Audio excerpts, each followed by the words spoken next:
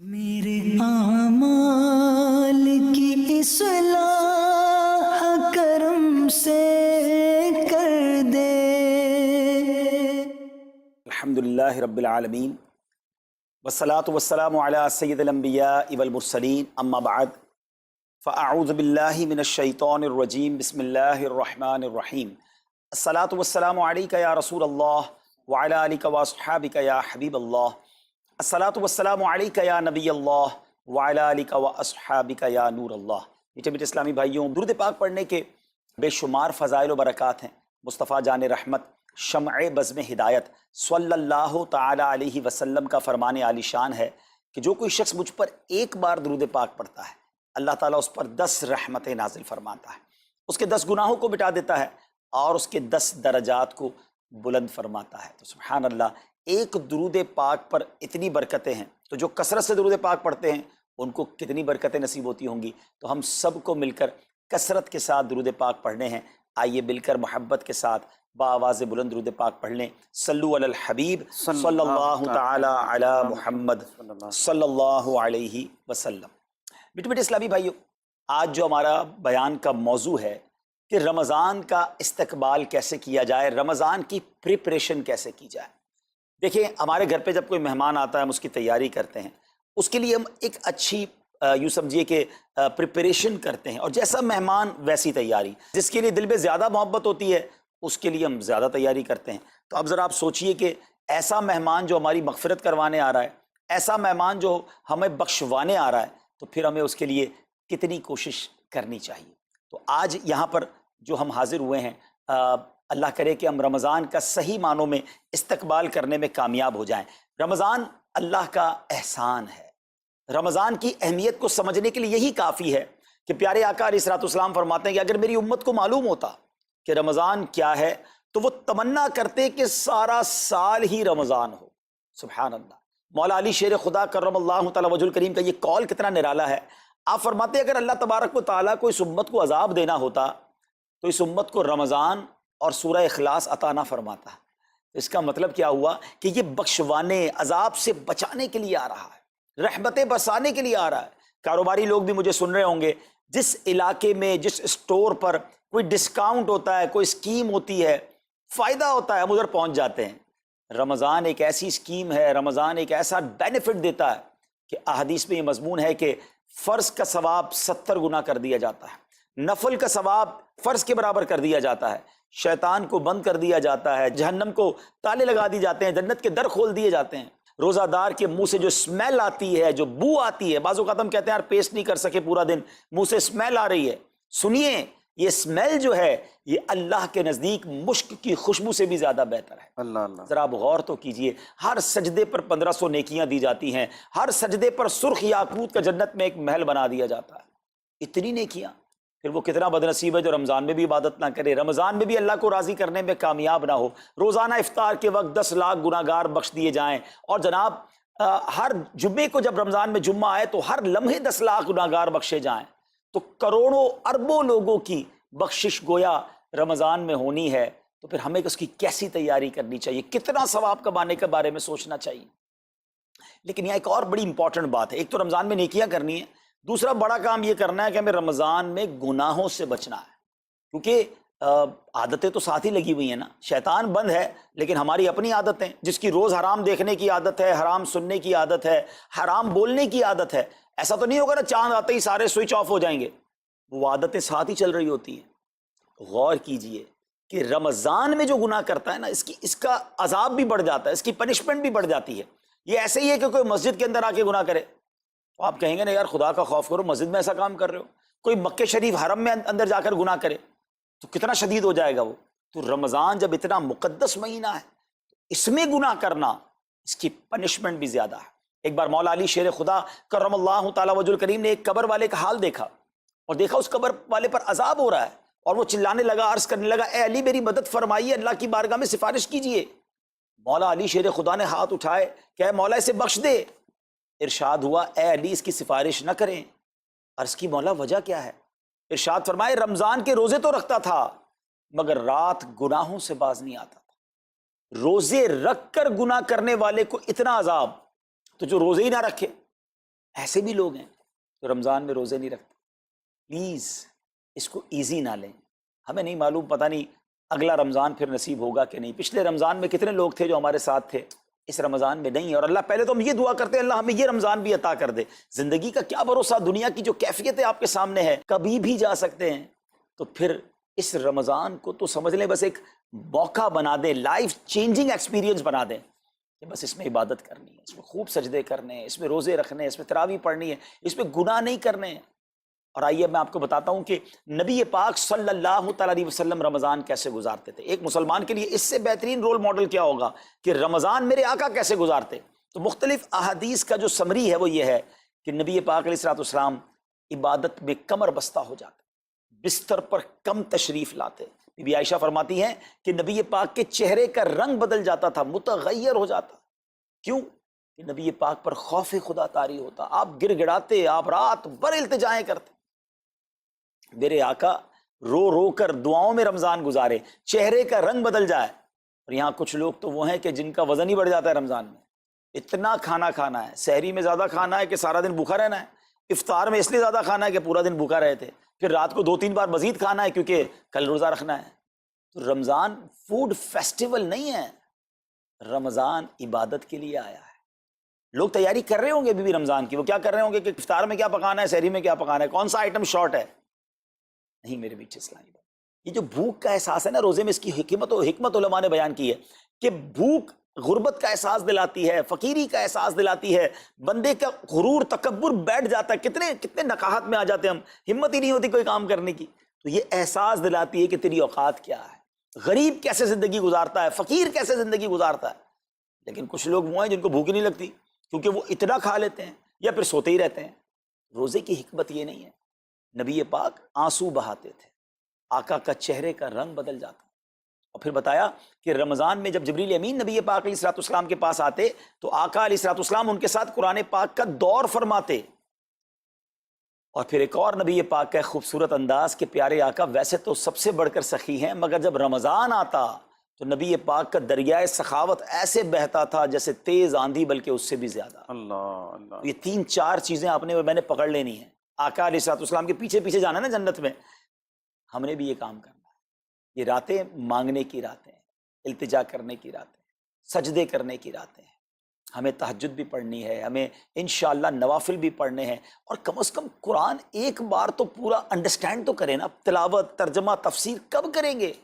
بڑی بڑی ڈگریاں ہیں، بڑے بڑے پاسپورٹ اور جناب بہت سارا سرمایہ ہے، مگر ایک بار بھی قرآن پورا ترجمے اور تفسیر سے نہیں پڑھا ہوگا. بہت سارے لوگ ایسے ہیں. ذرا سوچئے نا. اچھا یہ مہینہ نزول قرآن کا مہینہ ہے، رمضان، اور قرآن کو جو خاص نسبت حاصل ہے نا، تو اس مہینے میں قرآن کو پکڑ لے.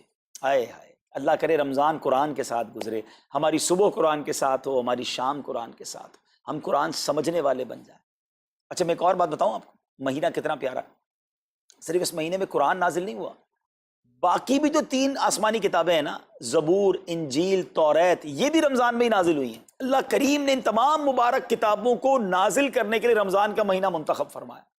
اتنا مبارک مہینہ ہے تو ہمیں خوب اس میں تلاوت قرآن کرنی. اور اب دعوت اسلامی نے کتنا آسان کر دیا، تفسیر قرآن عطا فرما دی، صراط الجنان آسان اردو میں، اور پھر جناب اس کو اپلیکیشن پر بھی دے دیا، اس کے PDF بھی جاری کر دیے، ڈاؤن لوڈ کر لیں موبائل میں. اب تو آڈیو تفسیر قرآن بھی آپ کو دے دی. اگر پھر بھی سنیں نہ، پڑھیں نہ، قرآن سے دور رہیں تو یہ ٹھیک نہیں ہے. پلیز اس رمضان کو قرآن کے ساتھ گزاری. اور پھر جو نبی پاک کا یہ جو سخاوت والا انداز ہے نا، صدقہ و خیرات کرنا، ہر سائل کو عطا فرماتے، تو یہ بھی ہمارا ایٹیٹیوڈ ہونا چاہیے کہ خوب دل کھول کر خرچ کریں. سب سے پہلے اپنی پوری زکوٰۃ ادا کریں. یہ اتنی بڑی اب بدقسمتی ہوتی جا رہی ہے. ایسا فیل ہوتا ہے دنیا بھر کے تاجران اور لوگوں سے جب ہم ملتے ہیں کہ جس طرح رمضان کے علاوہ بہت تھوڑی تعداد میں مسلمان نماز پڑھتے ہیں نا 5 ٹائم، ایسا لگتا ہے اب زکوٰۃ بھی بہت کم لوگ ہی دیتے ہیں، پوری زکوٰۃ نہیں دیتے، اندازے سے نکال دی، کیلکولیشن کرتے نہیں ہیں. اور یہ بھی فیلنگز آتی ہیں کہ زکوٰۃ جتنی بڑھتی جاتی ہے نا، ہزاروں میں جس کی زکوٰۃ ہے وہ دے دیتا ہے، لاکھوں والا بھی شاید دے دیتا ہے، لیکن جب زکوٰۃ ہی کروڑوں میں پہنچ جاتی ہے نا تو پھر یہ دل پر بھار پڑنا لگ جاتا ہے، ڈیفیکلٹ لگنا شروع ہو جاتی ہے. بندہ یہ کیوں نہیں سوچتا کہ اگر اللہ پاک نے مجھ پر لاکھوں میں زکوٰۃ ہے تو اللہ نے کروڑوں دیے تو لاکھوں میں زکوٰۃ ہے نا. اگر کروڑوں میں زکوٰۃ ہے تو اربوں ہیں تو کروڑوں میں زکوٰۃ ہے نا. زکوٰۃ کتنی ہے؟ ضروریات زندگی کی تمام چیزوں سے فارغ ہونے کے بعد جو مال تجارت، سونا چاندی، کیش یا پرائز بانڈ، یہ جو اس کی تفصیلات ہیں، اس پر 2.5% ہے. میں ایک اور لاجک سے آپ کو بات سمجھاؤں. اگر اس لاجک سے سمجھیں تو زکوٰۃ تو 1-1.5% بنتی ہے. وہ کیسے؟ ہم سب کے گھر نکل گئے، اس پہ زکوٰۃ نہیں ہے. ہماری گاڑیاں نکل گئیں، اس پہ زکوٰۃ نہیں ہے. جن کی فیکٹریاں ہیں وہ فیکٹریاں بھی مائنس کر دی گئیں. جن کی دکانیں ہیں وہ دکانیں بھی مائنس ہو گئیں. اچھا جناب، اس کے علاوہ اگر کرائے پہ کچھ پراپرٹی دی ہوئی ہے اس پر زکوٰۃ نہیں ہے. اگر ان سب پر زکوٰۃ ہوتی، یعنی جو کچھ میرے پاس ہے ان سب پر ہوتی، تو کتنی زیادہ ہو جاتی. اور اتنی ساری چیزیں نکل گئیں تو پھر تو اگر ٹوٹل پر لگائیں تو 1-1.5% ہی بنتا ہے. تو اب جب سب کچھ نکالنے کے بعد تھوڑے سے مال پر 2.5% ہے اور بھی سال میں ایک بار ہے، تو اس کو بھاری نہ سمجھیں. یہ بربادی ہے جو زکوٰۃ نہیں دیتے. یاد رکھیے گا، حدیث پاک کا مضمون ہے کہ یہ مال کا میل ہے، جس مال سے مل جائے اس مال کو بھی برباد کر دیتا ہے. بربادیاں آتی ہیں، بے سکونیاں آتی ہیں، بیماریاں آتی ہیں. اور آگے جو دے دیتا ہے سبحان اللہ، اس کے بارے میں حدیث پاک میں آتا ہے کہ اپنی زکوٰۃ دے کر اپنے مالوں کو مضبوط قلعوں میں قید کر لو، اپنے مال کو سیکیور کریں. لوگ کہتے ہیں انشورنس ہونی چاہیے، آگ نہ لگ جائے، چوری نہ ہو جائے، ڈوب نہ جائے. اللہ کے حبیب علیہ الصلوۃ والسلام فرماتے ہیں، جس کا مضمون ہے کہ جب بندہ اللہ کی راہ میں خرچ کرتا ہے نا، تو وہ صدقہ بندے کے ہاتھ سے نکل کر اللہ کے دستے قدرت میں چلا جاتا ہے. اور اللہ کریم تمہارے صدقوں کو پالتا ہے جس طرح تم اپنے جانور کے بچوں کو پالتے ہو. بچہ ہوتا ہے نا جانور کا، بڑا ہو جاتا ہے. فرمایا بندہ کھجور کا صدقہ دے گا، اللہ پہاڑ جتنا عطا فرمائے گا. اس دن بھی ملے گا اور ملٹیپلائی ہو کر ملے گا. اچھا، جو ادھر خرچ کیا ادھر کیا ملے گا؟ ادھر بھی نبی پاک علیہ الصلوۃ والسلام فرماتے ہیں، جس کا مضمون ہے میں قسم کھا کر کہتا ہوں، یعنی نبی پاک تو جو فرمائے حق ہے. اس حدیث میں تو آقا علیہ الصلوۃ والسلام قسم اٹھا رہے ہیں کہ میں قسم کھا کر کہتا ہوں کہ اللہ کی راہ میں خرچ کرنے سے مال کم نہیں ہوتا. نہ ادھر کم ہونا ہے اور ادھر بھی ملنا ہے، تو پھر تو سودا اب کتنا نفع والا ہے. اور یہ آپ چیک کر لیں، پوری دنیا میں جہاں مجھے سنا جا رہا ہے کہ جو لوگ پوری زکوٰۃ دیتے ہیں نا، ان کا مال ملٹیپلائی ہوتا ہے. اگلے سال زیادہ زکوٰۃ دے رہے ہوتے ہیں. زیادہ زکوٰۃ کیسے ہو گئی؟ کیونکہ مال بھی بڑھ گیا. تو ادھر بھی بینیفٹ ہے، ادھر بھی بینیفٹ ہے، نقصان کا سودا ہی نہیں ہے. پھر چاہتے ہو بلاؤں سے بچ جائیں، تو روایتوں کا مضمون ہے کہ صدقہ بلا اور بندے کے بیچ میں آ جاتا ہے. بلا اترتی ہے، صدقہ روک لیتا ہے، لڑائی کرتا ہے اس سے، اور بندے پر بلائیں اور پرابلمز اور ڈیفیکلٹیز آنے سے اسے روکتا ہے. تو اگر چاہتے ہیں کہ برائیوں کے دروازے بند رہیں، چاہتے ہیں کہ بری موت سے بچیں، چاہتے ہیں کہ رزق میں اضافہ ہو، چاہتے ہیں کہ بلاؤں سے بچیں، ادھر بھی مال میں اضافہ ہو، ادھر بھی خزانے ملیں، تو اللہ کی راہ میں دل کھول کر خرچ کریں. اور یہ مہینہ it's the right month for generosity. یہ بہترین مہینہ ہے سخاوت کرنے کا، کیونکہ نبی پاک کا یہ انداز تھا کہ رمضان میں خوب سخاوت فرماتے.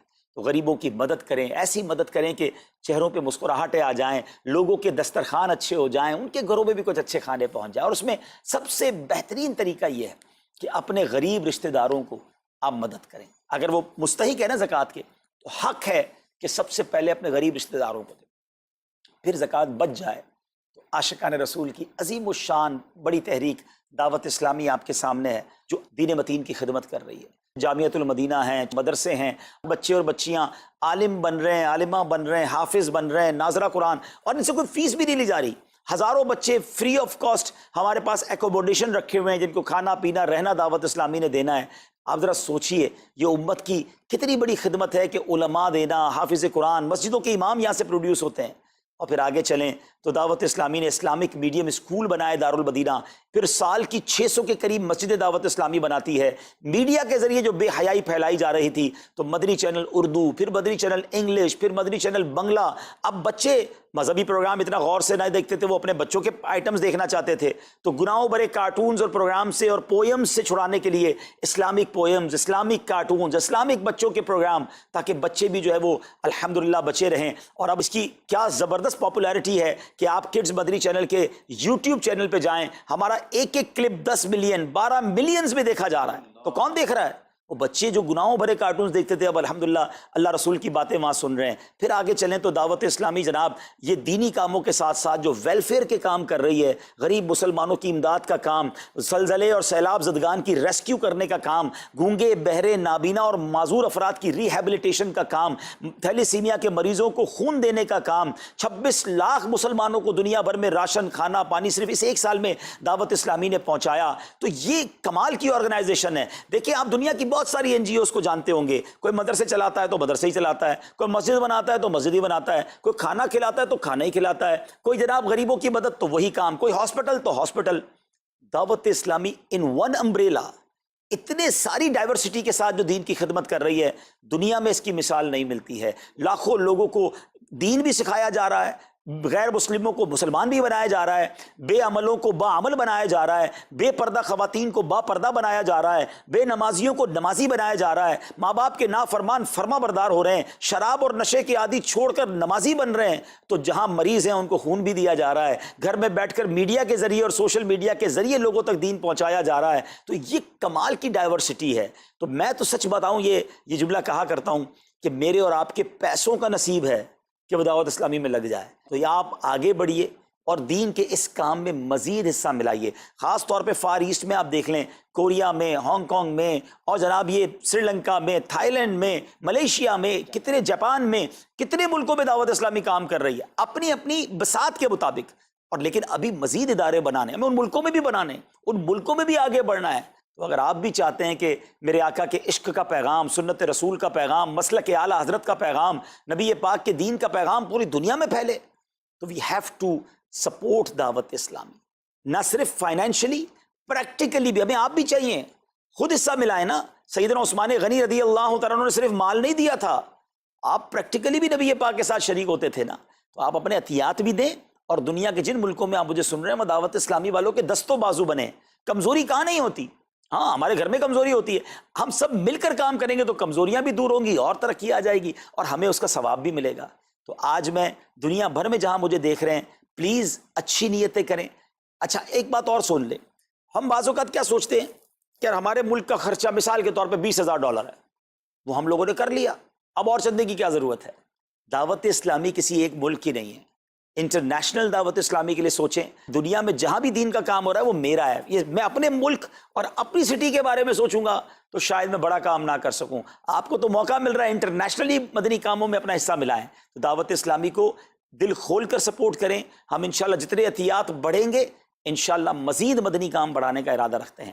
اللہ کریم اپنی بارگاہ میں ہم سب کا جمع ہونا قبول فرمائے اور دل کھول کر خرچ کرنا نصیب فرمائے، اور اس رمضان کو ہماری مغفرت کا ذریعہ بنا دے۔ اس رمضان کو نبی پاک علیہ الصلوۃ والسلام کے نقش قدم کے مطابق چل کر گزارنے کی توفیق عطا فرمائے۔